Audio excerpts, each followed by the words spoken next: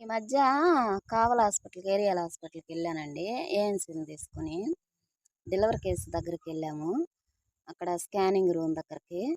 ఒకతను అంటున్నాడు, "ఆ ఫోను, బ్యాగ్ నా దగ్గర లేదు. లేపోతే ఆ హీరోని మీకు చూపించి ఉండేదాన్ని." తనంటున్నాడు అంతకుముందు ముగ్గురు ఆడపిల్లలంట. అది నాలుగో కానుపు. తనకి పెయిన్స్ వస్తున్నాయి. తీసుకెళ్తున్నారు డెలివరీ రూమ్‌లకి. ఆహ్, డెలివరీ రూమ్‌లోకి పంపిస్తా అంటున్నాడు.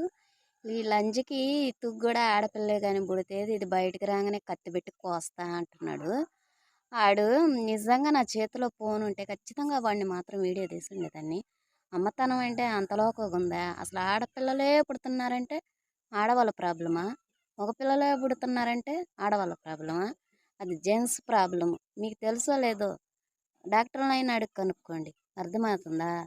నిజంగా ఇలాంటి ఎదవలు ఉన్నారండి నిజంగా. తనకు నొప్పులొస్తా తన బాధల్లో తనుంటే కొంచెం భర్తగా సపోర్ట్ ఇవ్వాల్సింది పోయి, నాకు మాటలంటున్నాడు. ఆ అమ్మాయిని వాళ్ళోళ్ళు ఆ అబ్బాయిని తిట్టి బయటికి తీసుకెళ్లారు. లేకపోతే వాడికి బాగానే అయ్యుండేది. ఇలాంటి వాళ్ళు కూడా ఈ జనరేషన్‌లో ఉన్నారంటే మీరు నమ్మతారో లేదో.